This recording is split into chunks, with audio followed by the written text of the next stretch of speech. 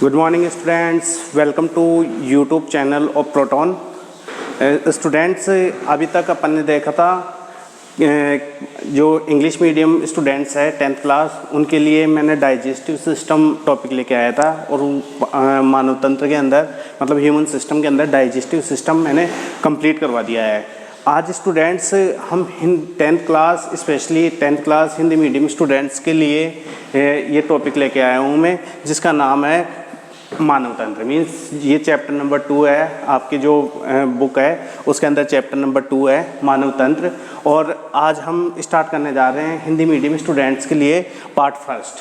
So students, बिना देरी किए हुए अपन स्टार्ट करते हैं। तो सबसे पहले तो अपन देखते हैं मानव तंत्र क्या है।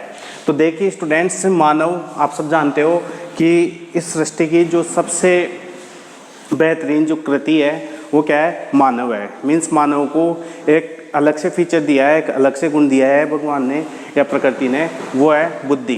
तो बुद्धि के विकास, बुद्धि के अत्यधिक विकसित होने की वजह से जो लिविंग ऑर्गेनिज्म है, मीन्स जो सजीव है, उनमें मानव सबसे उच्च कृति है, मीन्स सबसे समझदार कृति है। तो मानव का आप पढ़ते आ रहे हो, मानव क्या है, और आगे जो शब्द लिखा हुआ है वो है तंत्र।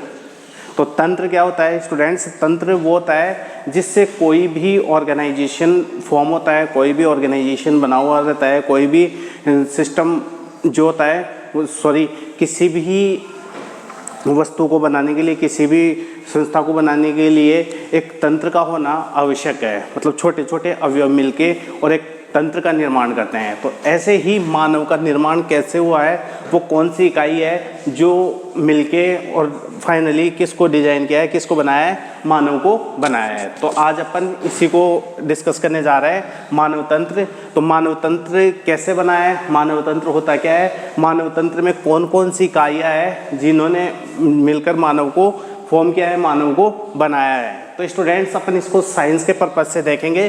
तो स्टूडेंट्स, अपने को पता है कि मानव के अंदर, मानव शरीर की जो सबसे सूक्ष्मतम इकाई होती है, वो सबसे सूक्ष्मतम इकाई होती है कोशिका। क्या होती है स्टूडेंट्स? कोशिका। आप सब जानते हो कि जो मानव है वो सबसे सूक्ष्मतम, मतलब not only humans but also all the living organisms are made of the smallest unit that is known as cell। इसको इंग्लिश में क्या बोलते हैं? कोशिका। की सबसे मानव या अन्य जो भी सूक्ष्म जीव है या उच्च जीव है या सजीव है, वो सभी सूक्ष्मतम इकाई से बने हुए रहते हैं और वो सूक्ष्मतम इकाई कहलाती है कोशिका। तो मानव भी ऐसी छोटी से छोटी कोशिकाओं से मिलकर बना हुआ है। तो सबसे सूक्ष्मतम इकाई, जिसको संरचनात्मक और क्रियात्मक इकाई भी बोला जाता है, वो क्या होती है? कोशिका। तो कई ऐसी कोशिकाएं होती है जो क्या होती है, एक दूसरे से समांतर रखती है कारिकी में, आकारिकी में और कार्य में। तो ऐसी कोशिकाएं जो एक दूसरे से समान हो, किस पर्पज से, किस आधार पर एक दूसरे से वो समान हो, किस आधार पर? एक तो कार्य के आधार पर, कार्य के आधार पर क्या हो, समान हो।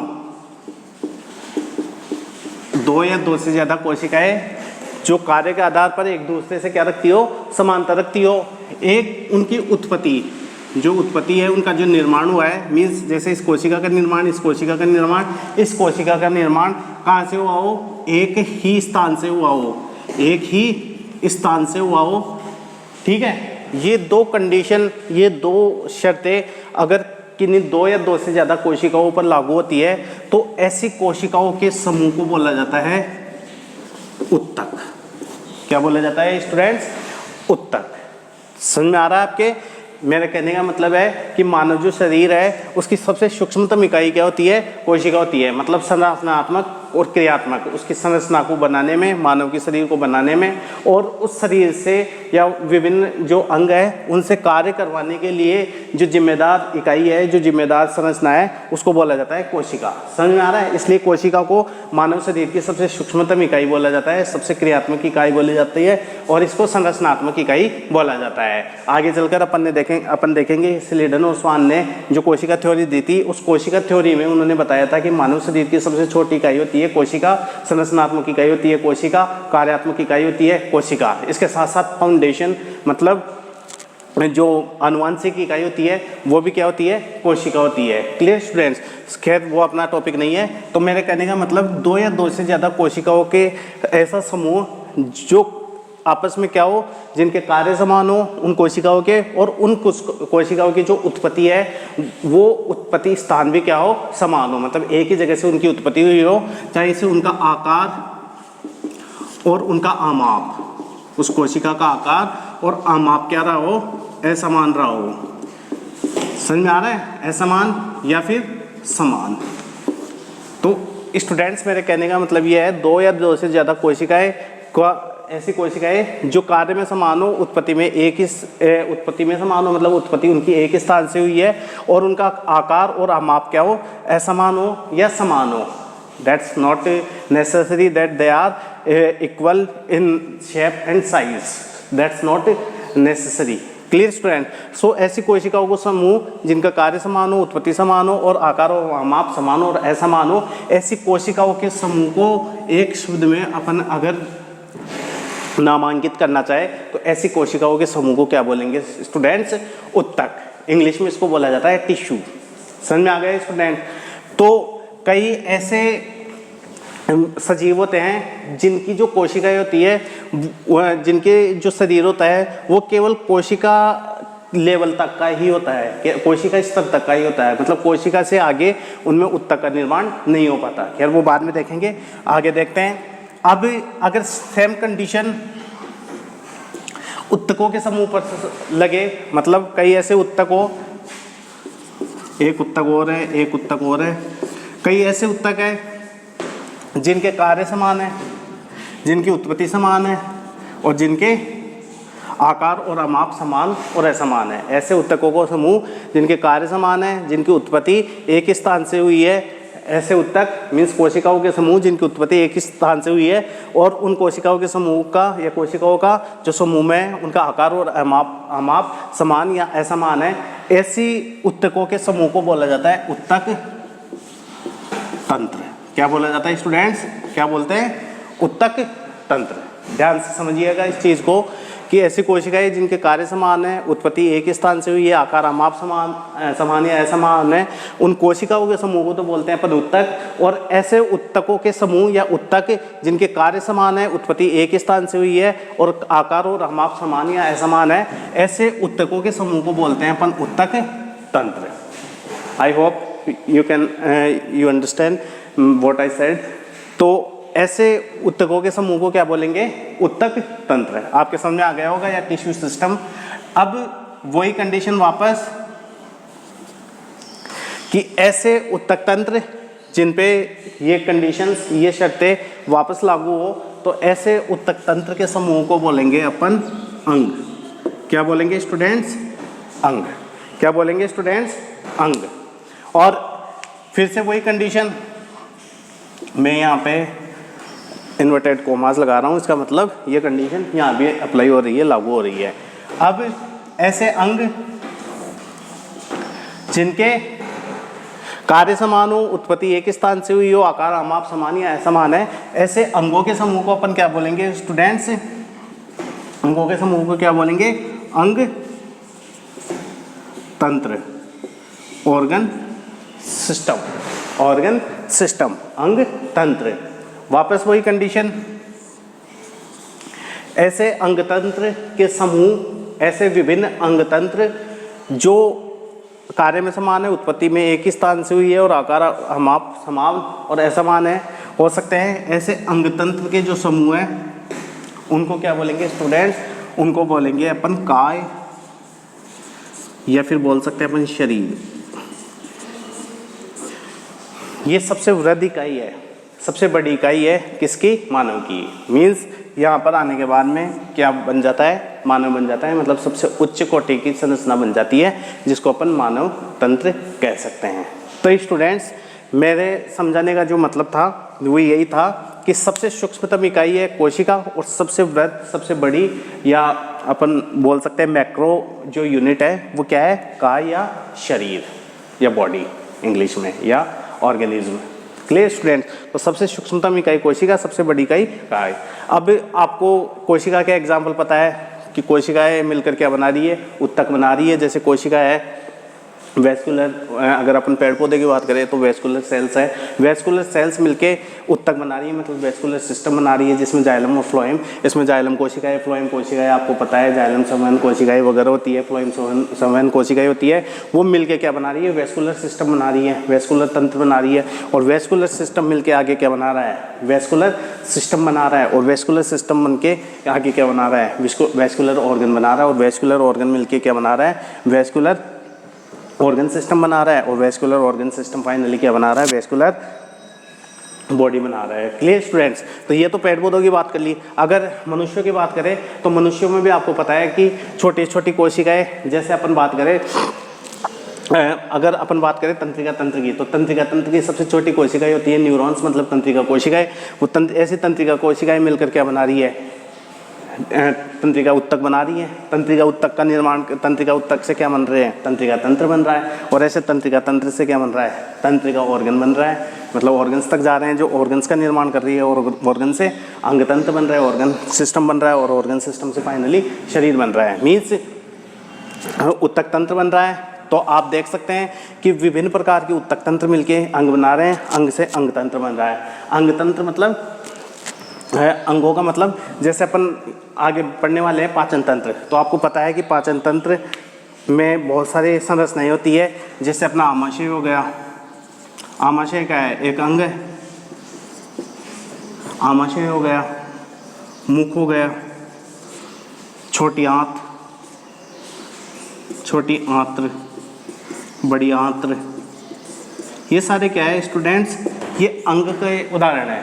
किसके उदाहरण है, अंग के। और ये सब अंग मिलके इनके क्या है, कार्य समान है, उत्पत्ति एक ही समान है, और आकार और आमाप समान या असमान है। ऐसे अंग मिलके ये क्या बना रहे हैं, अंग तंत्र बन रहे हैं। और इसी अंग तंत्र को अपन पाचन तंत्र बोलते हैं। क्या बोलते हैं स्टूडेंट, पाचन तंत्र। अगर मैं दूसरा एग्जाम्पल लूँ तो अपन श्वसन तंत्र, तो आपको पता है कि जैसे श्वसनी हो गया, श्वसनी हो गया, श्वसनी, श्वसनिका, ब्रोंकाई, नासिका, एल्वियोलाई, ऐसे बहुत सारे तंत्र, ऐसे बहुत सारे अंग मिलकर क्या बना रहे हैं, श्वसन तंत्र बना रहे हैं। क्या बना रहे हैं, श्वसन तंत्र। तो ऐसे पाचन तंत्र, श्वसन तंत्र, ऐसे अपन बात करें तंत्रिका तंत्र, ऐसे बात करें अपन श्वसन रेस्पिरेटरी, और अपन बात कर लें उत्सर्जन तंत्र, ठीक है, जो उत्सर्जन करने का काम आता है वेस्ट प्रोडक्ट्स को। तो ऐसे बहुत सारे तंत्र मिलके फाइनली क्या बना रहे हैं, बॉडी बना रहे हैं। क्या ऐसे बहुत सारे तंत्रों से मिलकर अपनी बॉडी बनी हुई है क्या। जैसे मेरे शरीर का एग्जाम्पल ले, मेरे अंदर पाचन तंत्र है जो पाचन का कार्य कर रहा है, विभिन्न पाचन अंगों से मिलकर ये पाचन तंत्र बना हुआ है। मेरे अंदर श्वसन तंत्र है, वो विभिन्न इन श्वसन अंगों से मिलकर ये श्वसन तंत्र बना हुआ है। ये श्वसन तंत्र, पाचन तंत्र, उत्सर्जन तंत्र, परिसंचरण तंत्र, तंत्रिका तंत्र, ये सभी प्रकार के जो तंत्र है स्टूडेंट्स, ये तंत्र एक जगह संयोजित होकर एक जगह इनके क्या है, सबके कार्य समान हो जाते हैं। वो कार्य क्या मान सकते हैं अपन, बॉडी का निर्माण। ये एकजुट होकर क्या बना रहे हैं, शरीर का निर्माण कर रहे हैं, कार्य समान है। इनकी उत्पत्ति एक ही जगह से हुई है, मतलब उत्पत्ति फाइनली अगर देखा जाएगा तो उत्पत्ति के 3 डम्स होती है, 3 जर्मिनल लेयर्स होती है, 3 जर्मिनल स्तर होते हैं। उन स्तरों से ही मिलकर ये सारे तंत्र बने हुए हैं, ये सारे ऑर्गन्स बने हुए हैं। तो उत्पत्ति भी एक ही समान है।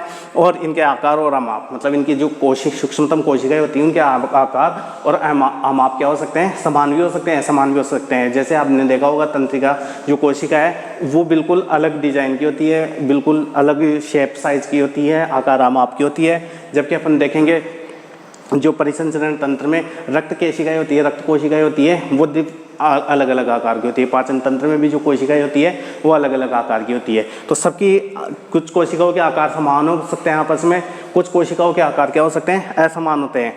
तो ये सभी कोशिकाएं जिनके आकार और आमाप समान है, ये कंडीशन इस पर अप्लाई हो सकती है इन पर, लेकिन उन कोशिकाओं के कार्य समान होने चाहिए, उत्पत्ति एक स्थान से होनी चाहिए। ये कंडीशन लागू होगी तो ऐसी कोशिकाओं समूह मिलकर क्या बनाएंगे, उत्तक बनाएंगे। और ऐसे उत्तकों के समूह मिलकर उत्तक तंत्र, उत्तक तंत्रों के समूह मिलकर अंग बनाएंगे, और अंग के समूह मिलकर अंग तंत्र बनाएंगे और अंग तंत्र के समूह मिलकर क्या बनाएंगे, काय या शरीर का निर्माण करेंगे। तो स्टूडेंट्स अपने को समझना था कि मानव तंत्र कैसे बना है। अभी हेडिंग थी अपनी कि मानव तंत्र का निर्माण कैसे हुआ है। तो मानव तंत्र का निर्माण कुछ इस प्रकार हुआ है कि सबसे पहले जब मानव बनता है तो मानव के अंदर सबसे छोटी कोशिका का निर्माण होता है, सबसे सूक्ष्मतम इकाई का निर्माण होता है जिसको अपन कोशिका बोलते हैं। ऐसी कोशिकाएं जैसे जैसे मानव के शरीर का विकास होता रहता है, वो विकसित होता रहता है, ऐसी कोशिकाएं मिलकर क्या बनाती रहती है, उत्तक बनाती रहती है। और ऐसे उत्तक मिलकर आगे फर्दर उत्तक तंत्र का निर्माण करते हैं और ऐसे उत्तक तंत्र मिलकर अंगों का निर्माण करते हैं और ऐसे अंग मिलकर आगे जाके अंग तंत्र का निर्माण करते हैं और फाइनली क्या बन जाता है, शरीर बन जाता है। Clear students? तो इस प्रकार शरीर का क्या होता है, निर्माण होता है। और शरीर में विभिन्न प्रकार की कोशिकीय प्रक्रियाएं होती रहती है। कोशिकाएं, पुरानी कोशिकाएं नष्ट होती रहती है, नई नई कोशिकाएं बनती रहती है और शरीर क्या होता रहता है, विकसित होता रहता है। तो कुछ इस प्रकार मानव तंत्र का क्या होता है, निर्माण होता है। तो स्टूडेंट्स अपन इस चैप्टर में, इस अध्याय में ऐसे ही पाचन तंत्रों का ऐसे ही जो तंत्र है, अंग तंत्र है, इन अंग तंत्रों का अपन क्या करेंगे, स्टडी करेंगे। इनका एक एक करके अपन क्या करेंगे, अध्ययन करेंगे। तो इसमें जो पढ़ने वाले हैं अपन, वो क्या क्या पढ़ने वाले हैं मैं आपको थोड़ा डिटेल से बता देता हूँ। पहले डिटेल से क्या, संक्षिप्त में बता देता हूँ कि इस चैप्टर में अपन कैसे और क्या क्या पढ़ने वाले हैं। आप ये तो आपके समझ में आ गया होगा। तो स्टूडेंट देखो, इस चैप्टर में अपन पढ़ने वाले हैं, सबसे पहले पढ़ेंगे अपन कौन सा तंत्र पढ़ेंगे, सबसे पहले अपन पढ़ेंगे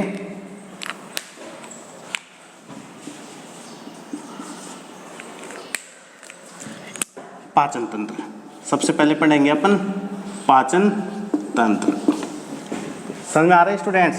पाचन तंत्र के बाद में अपन पढ़ेंगे श्वसन तंत्र। श्वसन तंत्र, श्वसन तंत्र के बाद में अपन पढ़ेंगे परिसंचरण तंत्र। हो सकता है कि आपके बुक में सीक्वेंस अलग अलग दिया हुआ हो, लेकिन सीक्वेंस से कोई फर्क नहीं पड़ता है। उसके श्वसन तंत्र के बाद में अपन पढ़ेंगे उत्सर्जन तंत्र।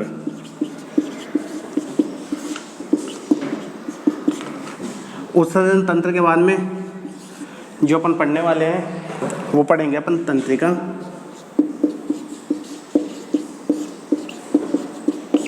तंत्र। और तंत्रिका तंत्र के बाद में अपन पढ़ेंगे अंतःस्रावी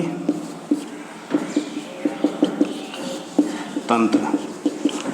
तंत्रिका तंत्र के बाद में अपन क्या पढ़ेंगे, अंतःस्रावी तंत्र।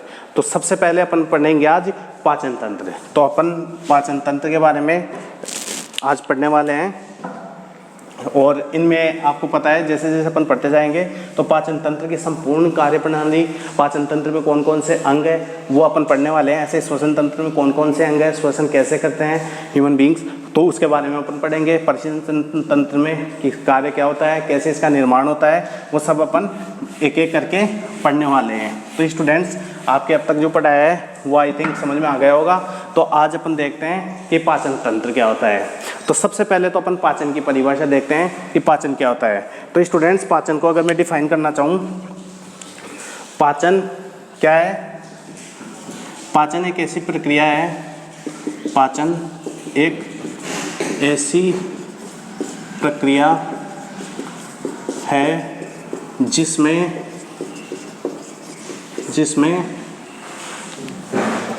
भोजन के मूल तत्वों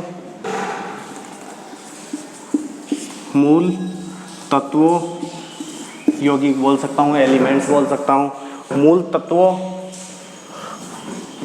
जैसे मूल तत्वों में जैसे अपन मान लिया प्रोटीन न्यूट्रिएंट्स बोलते हैं इंग्लिश में इसको, वसा, कार्बोहाइड्रेट्स,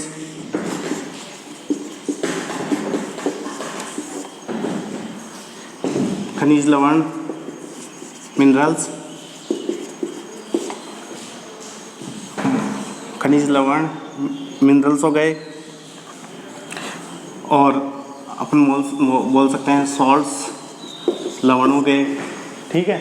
ऐसे ही विटामिन्स, ये मूल तत्व है, इनको पोषक तत्व भी बोला जाता है। क्या बोल सकते हैं स्टूडेंट्स, पोषक तत्व, पोषक तत्व, ठीक है, पोषक तत्व भी बोल सकते हैं। पोषक तत्वों का क्या होता है, विखंडन होता है, या अपन बोल सकते हैं पोषक तत्वों का छोटे छोटे स्वरूप में विखंडन होता है।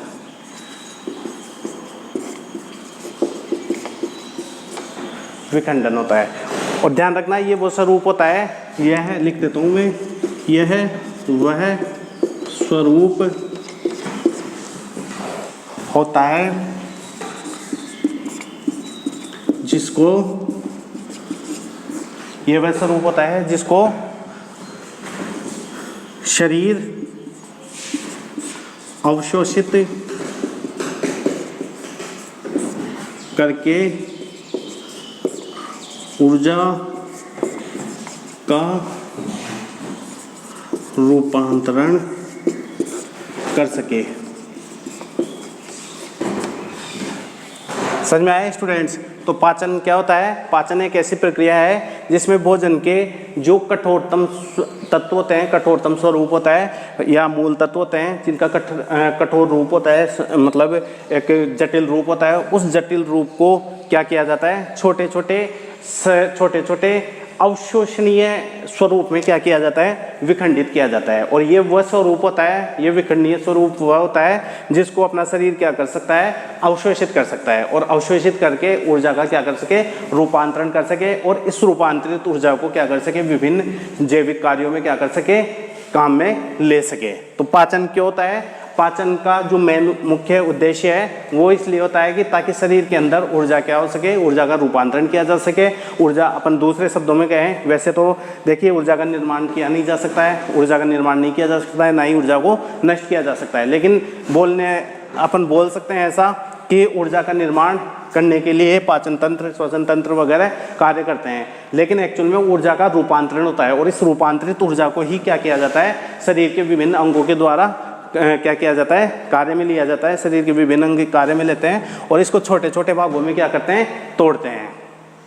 शरीर के विभिन्न अंग, मतलब पाचन तंत्र में जो विभिन्न अंग है वो इस ऊर्जा का क्या करते हैं, निर्माण करते हैं, इस ऊर्जा को रूपांतरित करते हैं। और पाचन तंत्र भी इसीलिए बना हुआ होता है क्योंकि पाचन तंत्र क्या करता है, ये भोजन के जो मुख्य मूल तत्व होते हैं, भोजन के अंदर जो पोषक तत्व होते हैं, जैसे प्रोटीन हो गया, वसा हो गया, कार्बोहाइड्रेट्स, खनिज लवण, सॉल्ट्स, विटामिन्स, इनके जो स्वरूप होते हैं वो क्या होते हैं, स्वरूप बड़े बड़े होते हैं, इनके स्वरूप क्या होते हैं, बड़े होते हैं। तो इन बड़े बड़े स्वरूपों को क्या किया जाता है, पाचन तंत्र के द्वारा क्या किया जाता है, इन पाचन तंत्र के द्वारा क्या किया जाता है, छोटे छोटे उस स्वरूप में तोड़ा जाता है, उस स्वरूप में चेंज किया जाता है, जिस स्वरूप को अपने जो शरीर है वो क्या कर सके, या अपने शरीर के जो अंग है वो उसको क्या कर सके, अवशोषित कर सके और ऊर्जा का रूपांतरण कर सके। Clear students? तो इस प्रक्रिया को अपन बोलते हैं पाचन तंत्र। तो पाचन तंत्र का आपको डेफिनेशन समझ में आ गई होगी कि भोजन के कठोरतम स्वरूप को सूक्ष्मतम और अवशोषणीय स्वरूप में बदलने की जो प्रक्रिया है, या जिस प्रक्रिया के द्वारा बदला जाता है उस प्रक्रिया को क्या बोला जाता है, पाचन बोला जाता है स्टूडेंट्स। तो इसमें अपन पाचन का उद्देश्य भी समझ गए हैं कि पाचन का उद्देश्य क्या है और पाचन होता क्या है। तो दो चीज़ें आपने आज कवर की है, एक तो मानव तंत्र के बारे में और एक पाचन तंत्र के बारे में। नेक्स्ट क्लास में अपन पढ़ेंगे, एक टेबल बनाएंगे जिसमें अपन विभिन्न पाचक अंगों के बारे में पढ़ेंगे, और पाचन अंगों के बाद में अपन पाचन में सहायक जो भी ग्रंथियाँ है, जो पाचन में सहायक ग्रंथियाँ होती है उनको अपन एक एक करके पढ़ेंगे, और उसके बाद में अपन 1 बाय 1 एक एक अंग को अपन आइडेंटिफाई करेंगे, एक एक अंग को अपन पढ़ेंगे। तो thanks a lot for watching me. Thank you students. इसको आप राइट डाउन करते जाइएगा, नोट्स बनाते जाइएगा, जिससे आपको फर्दर इजी रहेगा समझने में। Thank you students.